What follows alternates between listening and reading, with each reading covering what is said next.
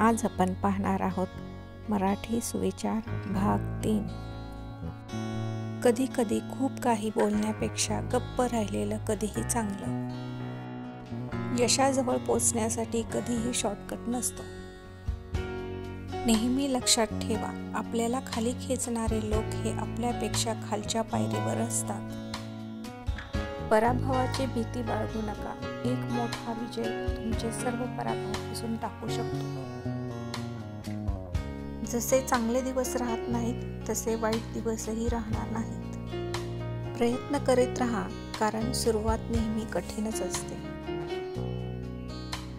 वेळ ही बोलून दाखवत नाही तर करून दाखवते। चांगल्या दिवसांची किंमत वाईट दिवसांना सामोरे गेल्याशिवाय कळत नाही। काम संपले की प्रत्येक जवळ एक अनोळखी होऊन जाते।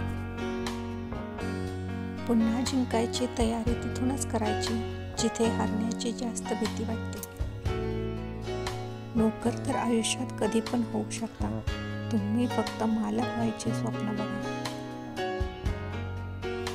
बोलणारा सहज बोलून जातो, पण त्याला कुठे माहीत असते ऐकणाऱ्याच्या मनावर शब्द कोरला जातो।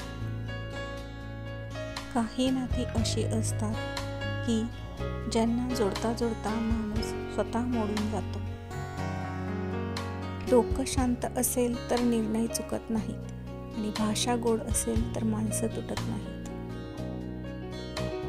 जर तुम्ही गरीब म्हणून जन्माला आलात तर तुमची काही चूक नाही, मात्र जर तुम्ही गरीब म्हणून मेलात तर तुमची चूक आहे। भरलेला खिसा माणसाला जग दाखवतो, आणि रिकामा खिसा जगातली माणसं दाखवतो।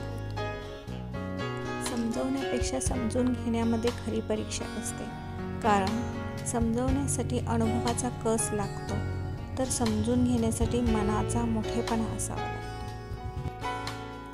रोज सकाळी उठल्यानंतर तुमच्याकडे 2 पर्याय असतात। स्वप्न बघत परत झोपा, नाहीतर त्या स्वप्नांच्या मागे लागा। लोकांच्या बोलण्यामुळे किंवा परिस्थितीमुळे निराश होऊ नका। दोन्हींना तुमच्या प्रतिक्रियेशिवाय महत्त्व नाही। काही माणसं लाखात एक असतात, आणि काहींकडे लाख असले तरी ते माणसात नसतात। जीवनात जर काही मिळवायचं असेल तर सर्वात आधी तुमचं लक्ष निश्चित करा। शब्द मोफत असतात, पण त्यांच्या वापरावर अवलंबून असते की त्याची किंमत मिळेल की किंमत मोजावी लागेल।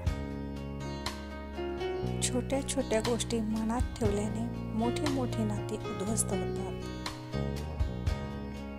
वेळ निघून गेली की प्रत्येकालाच जाणवतं, जपलं असतं तर संपलं नसतं।